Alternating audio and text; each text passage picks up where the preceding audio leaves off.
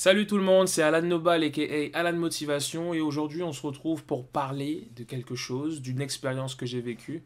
Ça fait une semaine pile poil maintenant que j'ai fait une crise d'épilepsie en pleine rue. C'était la première fois que ça m'arrivait et en toute sincérité j'aimerais que ce soit la dernière. Donc je vais vous partager mon témoignage, vous raconter ce qui s'est passé. Effectivement c'était mardi 10, donc on est mardi 17 aujourd'hui, donc c'était mardi 10.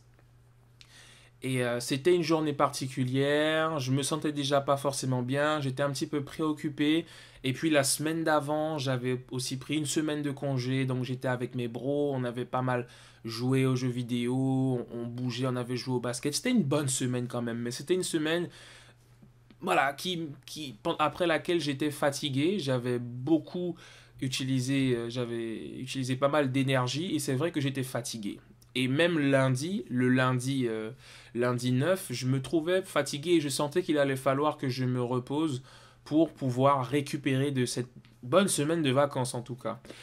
Le mardi en question, le mardi 10, j'étais pas bien, j'étais un peu préoccupé pour au moins trois raisons, des raisons personnelles.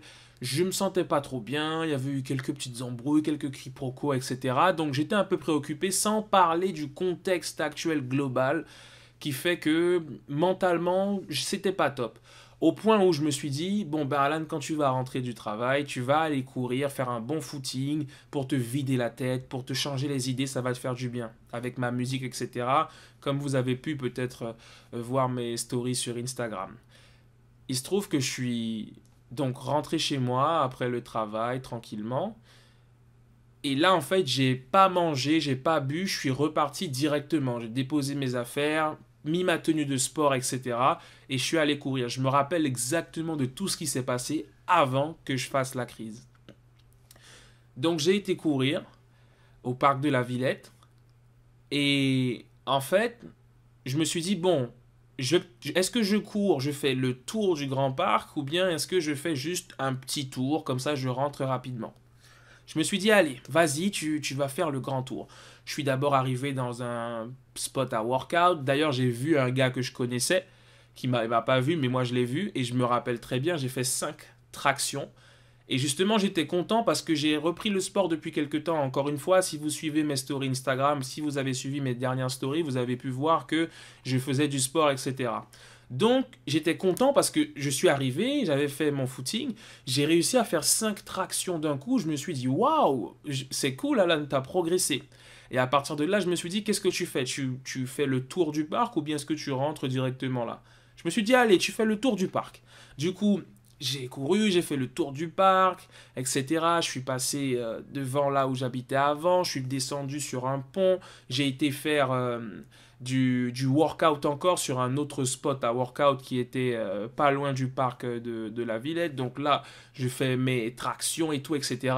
Je continue à courir, je cours dans le parc et là, justement, je me dirige vers chez moi, je m'apprête à sortir du parc, etc.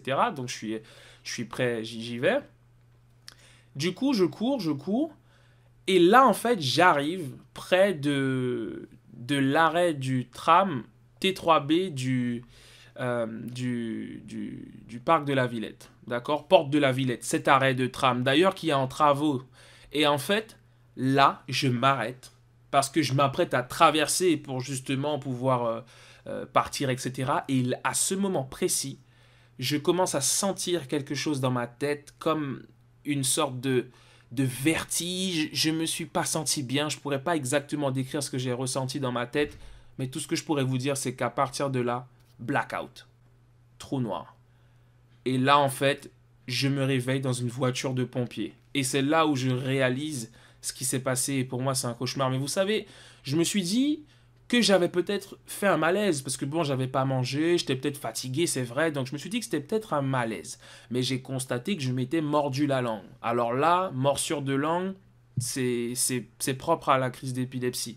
Donc du coup, j'ai compris que j'avais fait une crise d'épilepsie, mais je me suis dit, punaise, et j'ai vu, parce que j'ai vu dehors de la voiture des pompiers, que j'étais toujours là, devant l'arrêt de porte de la Villette. Donc je me suis dit, punaise, mais qu'est-ce qui s'est passé? Je suis tombé dans la rue. Mais ce que j'ai kiffé, c'est que j'avais mon portable sur moi, mes écouteurs Bluetooth et les clés de chez moi, en fait. Et j'étais content parce que je ne savais pas qui m'avait aidé. Mais en tout cas, une chose était sûre, c'est que les gens ou la personne qui m'avait aidé avait rassemblé mes affaires et me les avait laissées. Et franchement, je trouve ça super cool. Et d'ailleurs, j'ai laissé un message sur Facebook, sur le groupe Wanted Community, pour essayer de retrouver là où les personnes qui me seraient venues en aide pour les remercier, parce que vraiment, voilà, tout le monde ne va pas vous aider. Et je voulais vraiment, et je les remercie d'ailleurs, si jamais vous tombez sur cette vidéo, que vous tombez sur ce message que je partage, eh bien, sachez que je vous remercie infiniment de m'avoir aidé. Donc du coup, les pompiers m'ont emmené, et j'ai toujours une sensation très particulière quand je suis dans une voiture de pompiers, parce que ça me trigger beaucoup. Qu'est-ce que j'entends par trigger? C'est que ça déclenche quelque chose en moi, mais comme une sorte de frustration, de peur, parce que je me dis, here we go again, c'est reparti, encore une fois, Alan, ça y est, t'as refait une crise, etc. Et je me sens tellement pas bien quand je vois que je suis dans la voiture des pompiers, je me dis, punaise, ok, c'est parti. Du coup, ils m'ont emmené aux urgences. Et en fait, ce qui était dur, en fait, c'était pas ma crise la plus dure. Le truc, c'est que par contre, comme je l'ai fait en extérieur, je suis tombé littéralement sur ma tête. Et ça, par contre, ça pardonne pas. Donc j'avais une bosse grosse comme une balle de golf, d'accord? Et du coup, là, par contre, ça, c'était délicat. Parce que je me suis dit, bon, j'ai peut-être un traumatisme crânien, etc. Et après, je me suis rendu compte aussi que j'avais une grosse marque sur l'épaule. Et j'ai pas compris comment je me suis fait ça, mais je suis parti du principe que j'étais probablement tombé sur l'épaule et en même temps, ensuite, ma tête a dû cogner au sol parce que je me suis blessé et donc sur le côté gauche là et sur mon épaule gauche. Donc j'ai essayé de reconstituer la scène, je suis retourné même après, hein, pour essayer même de demander aux personnes de la RATP si ça n'avait pas été filmé. Elles m'ont dit que la vérité, c'est que quand il y a une voiture de pompiers qui vient, etc., qui se passe un truc, c'est filmé, c'est ce qu'elles m'ont dit. Par contre, je pense pas que j'aurais accès aux images, même ne serait-ce que pour voir, hein. J'ai même envoyé un mail à la RATP. J'aurais juste voulu voir, parce que si vous voulez, je me suis jamais vu faire une crise d'épilepsie. Mes proches m'ont vu, mais moi, je me suis jamais vu faire ça. Et j'aurais vraiment aimé pouvoir voir ma crise. Mais bon, ce sera pas forcément possible, mais je suis sûr à 95% que ça a été filmé. Donc si jamais je peux ne serait-ce que voir les images, j'aimerais énormément. C'est juste un citoyen qui le demande. C'est vrai que c'est pas pour une enquête, c'est pas la police, mais ça me tient particulièrement à cœur parce que je ne sais pas comment je suis tombé, ce qui s'est passé, qui m'a aidé, pourquoi j'avais cette grosse marque sur l'épaule, puis la tête, je suppose que oui, je suis tombé sur la tête, mais j'aurais aimé en savoir un peu plus. Du coup, on m'a amené aux urgences comme je vous l'expliquais. Et là, je suis arrivé un peu déboussolé. J'ai dû appeler ma mère. J'ai appelé ma mère parce que en général, quand je fais mes crises dans mon sommeil, parce que oui, je fais mes crises dans mon sommeil en général, et c'est quand je me réveille le matin ou dans la nuit que je réalise que j'ai fait une crise. Quand je fais des crises dans mon sommeil, je préviens pas ma mère parce que l'épilepsie, c'est vrai que j'ai pas demandé à être épileptique, mais ça a eu un impact sur toute ma famille en fait. Et forcément, là, c'était quand même trop, c'était too much, c'était trop gros pour que je ne puisse pas le dire à ma mère. Et du coup, j'ai appelé ma mère, je lui ai dit, et forcément, elle a commencé à pleurer, etc. Et c'est pas évident parce que même si c'est vrai que je n'ai pas demandé à être épileptique, mais ça a un impact sur les gens que j'aime et je dois prendre ça en compte. Et nous devons, en tant qu'épileptique, vraiment prendre ça en compte. Je pense que c'est très important.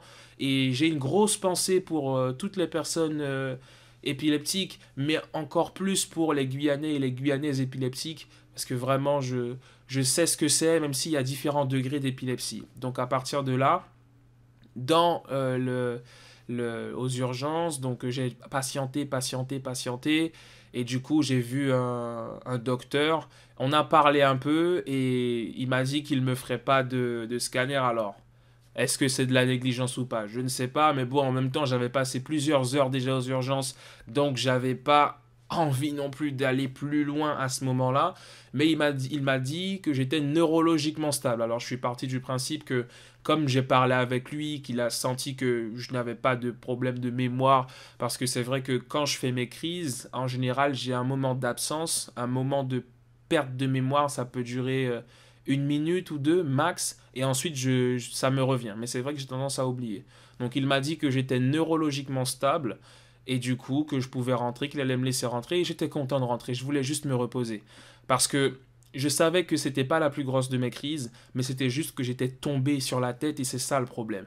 C'est ça qui est compliqué quand on est épileptique. C'est pour ça que je préfère aussi les faire dans mon sommeil. Après, il y a cette histoire que la langue peut venir se plaquer au fond de la gorge et qu'on peut s'étouffer. Ça, c'est encore autre chose. Maintenant, je ne suis pas sûr que ce soit avéré, mais c'est vrai que j'ai beaucoup entendu ça. En tout cas, je vais vous partager aussi des informations que j'ai trouvées par rapport aux crises et comment, justement, pour que vous puissiez savoir comment réagir, parce qu'au final, il y a des personnes qui m'ont demandé, ben, c'est vrai, au final, moi, je ne sais pas comment réagir. Sur Facebook, il y a des gens qui ont dit, ok, c'est super qu'on vous ait aidé, mais moi, c'est vrai que je ne sais pas comment réagir. Si je vois une personne qui fait une crise d'épilepsie, je ne saurais pas forcément quoi faire. Donc, comment faire? Est-ce que vous savez? Et je me suis rendu compte que moi-même, je ne savais même pas vraiment comment faire, comment réagir. Donc voilà, je vais vous partager toutes ces infos-là. Mais au final, je suis rentré chez mon grand frère parce qu'il a voulu que je rentre avec lui.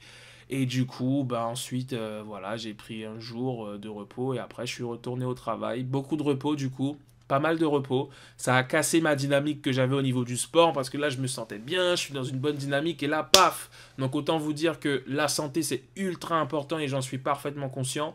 Maintenant, c'est vrai que j'avais aussi arrêté mes médocs. Je dois le dire, c'est vrai, ouais, j'assume. Je prends de la Dépakine chrono, 500 grammes, je crois.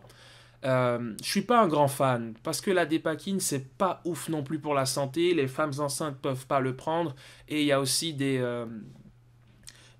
pas mal d'effets secondaires dont la possibilité que ça rende stérile. Donc forcément je suis pas fan. Par contre j'ai fait un constat, c'est que ça m'a quand même aidé.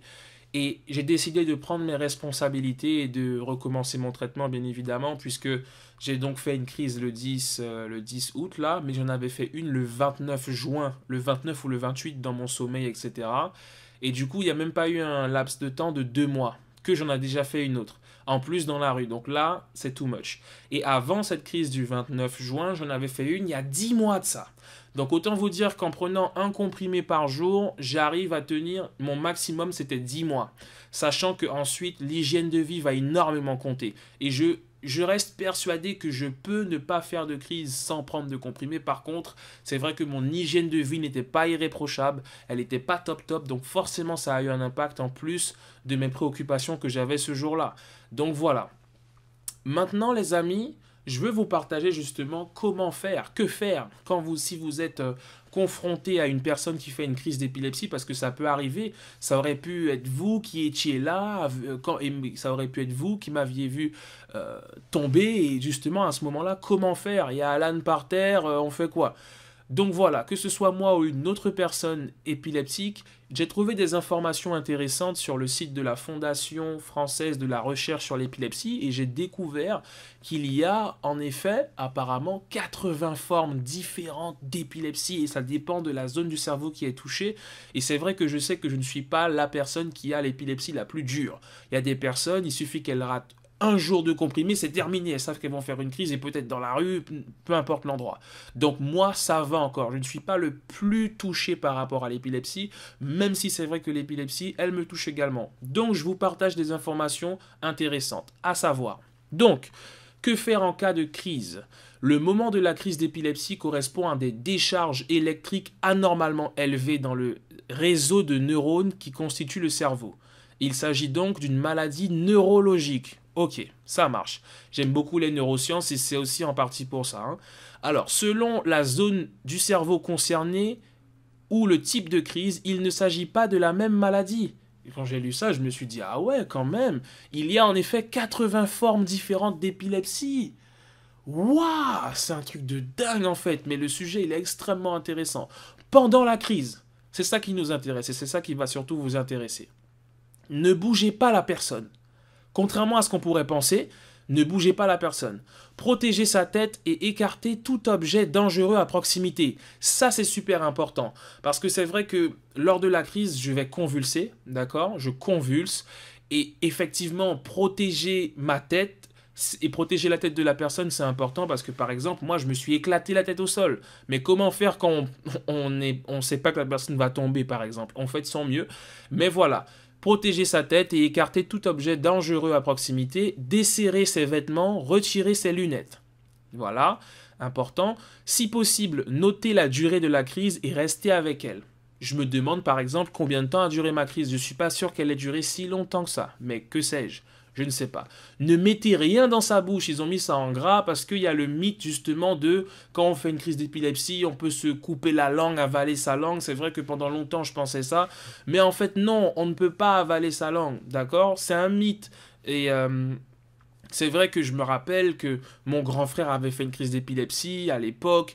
Ma mère avait mis une cuillère dans sa bouche. Je crois que c'était moi ou ma mère, je sais plus. Mais en fait, c'est tellement pas évident quand on ne connaît pas et tout. Et on pense même bien faire, mais en réalité, il faut surtout pencher la tête de la personne. Mais je vais continuer de vous lire les infos que j'ai par rapport à la fondation sur la recherche sur l'épilepsie. Donc ne mettez rien dans la bouche de la personne, ça c'est important, pas de cuillère, pas de chiffon, etc. Regardez dans ces papiers s'il y a des consignes médicales. C'est vrai que je ne marche pas avec des consignes médicales, mais ça pourrait être intéressant effectivement que je le fasse. Donc ça, c'était pendant la crise. Ne pas bouger la personne, protéger sa tête et écarter tout objet dangereux à proximité, desserrer ses vêtements, retirer ses lunettes, si elle en a, si possible, noter la durée de la crise et rester avec elle, ne rien mettre dans sa bouche, regarder dans ses papiers s'il y a des consignes médicales. Après la crise maintenant, tournez là sur le côté en PLS, en position latérale de sécurité. Parce que j'ai un pote qui me disait, bon ben, à quel moment on doit tourner la personne, comment on doit faire, moi je sais pas trop. Donc c'est après la crise qu'il faut mettre la personne en position latérale de sécurité et pas avant. Encore une fois, d'après les informations de la Fondation sur la recherche sur l'épilepsie.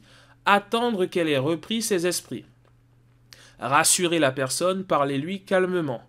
Elle peut parfois présenter une confusion. Moi, à chaque fois que je fais une crise, eh bien, quand je reprends mes esprits, je suis confus. Je suis confus et du coup, je suis un petit peu perdu et parfois j'ai des troubles de la mémoire.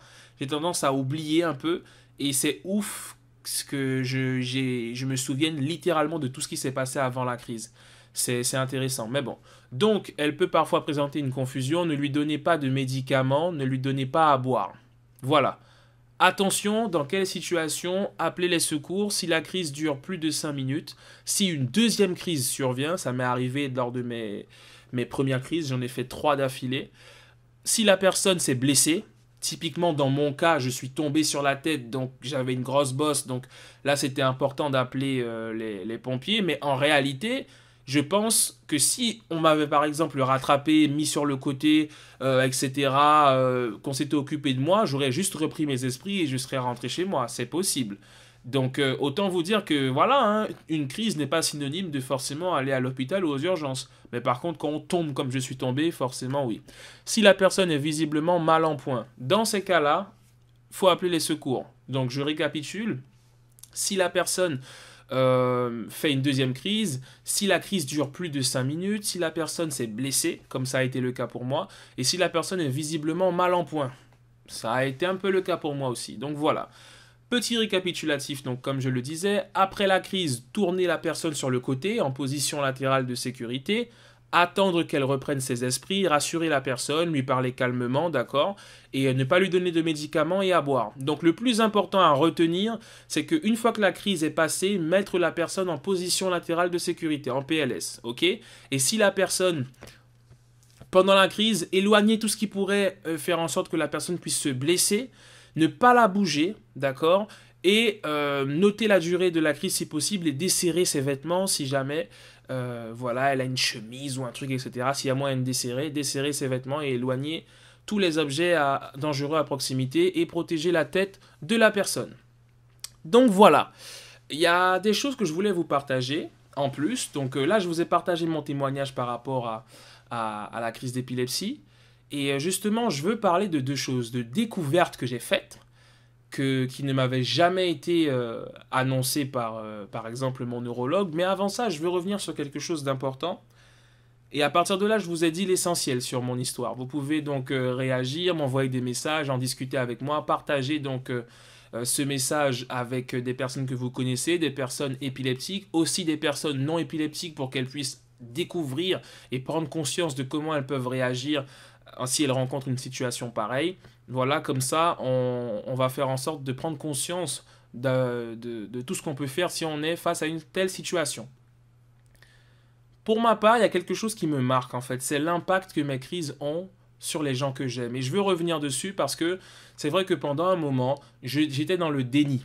J'étais dans le déni, je m'embrouillais avec ma mère parce qu'elle me disait souvent Alan, tu dors trop tard, Alan, ceci, fais attention, etc., tes médicaments, etc., etc. Et cetera. Et c'est vrai que ça me saoulait, ça me fatiguait parce que pendant un moment, je me disais, ouais, mais j'ai pas demandé à être épileptique en fait. J'ai pas demandé à être épileptique et là je dois faire attention, faire ceci, je peux pas trop jouer, je peux pas dormir trop tard, je peux pas boire, même si en vrai boire ne m'intéresse pas.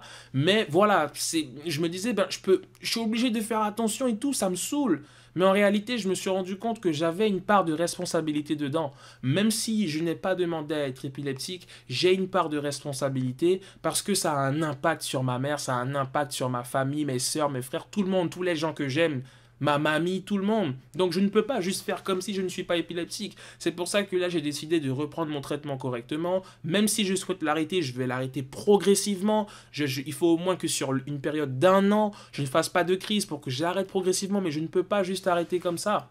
Parce que quand je tombe, moi c'est fini, je suis inconscient, etc. Mais qu'est-ce qui se passe s'il m'arrive un truc demain? C'est terminé pour moi. Par contre, mes proches, c'est eux qui vont endurer tout ça. Donc je ne peux pas juste faire comme si je n'étais pas épileptique. Je me dois de faire attention. J'ai une part de responsabilité, même si je n'ai pas demandé à l'être. Et si toi, aujourd'hui, tu es épileptique, tu traverses ces moments difficiles, peut-être même que ton épilepsie est plus difficile à vivre que la mienne, je le comprends et je le respecte totalement. Mais c'est important qu'on se serre les coudes et qu'on comprenne qu'on a une part de responsabilité dans la gestion de notre crise et que justement on puisse faire de notre mieux de façon à pouvoir aussi aider nos proches parce que ça a un impact énorme sur nos proches. Nous, quand on fait la crise, on ne réalise pas. Est-ce que toi, tu t'es déjà vu faire une crise? Pas sûr. Moi, jamais. J'aimerais beaucoup. Mais en tout cas, mes proches m'ont vu. Ma mère est traumatisée par ça, tu vois ce que je veux dire? Et en fait, je ne peux pas prendre ça à la légère parce que ça touche les gens que j'aime. Et même, regarde, je tombe dans la rue. Et ça va impacter les gens qui sont là aussi autour de moi que je ne connais même pas. Tu vois ce que je veux dire? Donc, je me dois de prendre mes responsabilités et de prendre conscience que oui, je suis épileptique, malgré moi. Donc maintenant, qu'est-ce que je peux faire par rapport à ça? Super important. Accepter le fait qu'on soit épileptique. Pour justement, une fois qu'on a accepté, qu'on a pris conscience, on peut gérer la chose. Tu vois? Plus j'ai conscience de mon épilepsie, plus je peux avoir conscience de mon rythme de vie, de mon hygiène, de la façon dont je prends mon traitement. Tu vois ce que je veux dire? Donc, c'est important parce que je sais qu'il y a certaines personnes qui peuvent être dans le déni par rapport à leur crise, mais en fait ça a un réel impact sur nos proches. Et il faut vraiment prendre ça en compte. Vraiment, vraiment, vraiment. C'est super important. D'accord? Réfléchis à ça.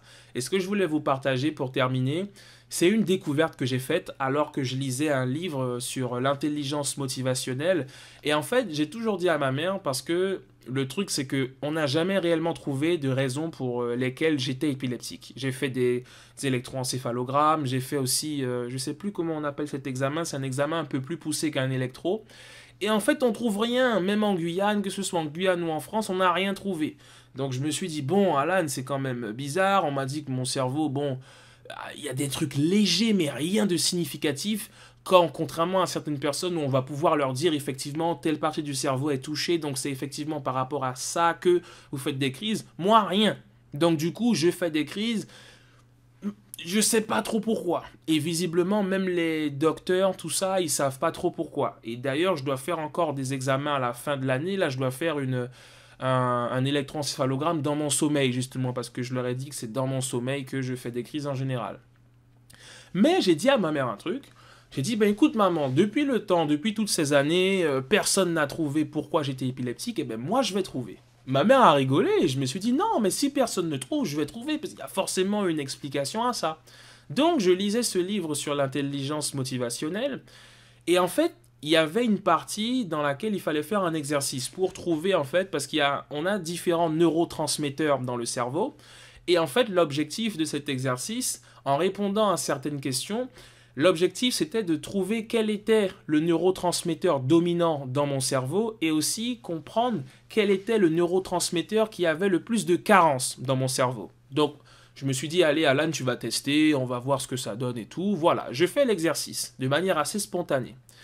Du coup, en fait, je découvre que d'après les résultats que j'ai obtenus d'après cet exercice de ce livre, je découvre que mon neurotransmetteur dominant, c'est GABA.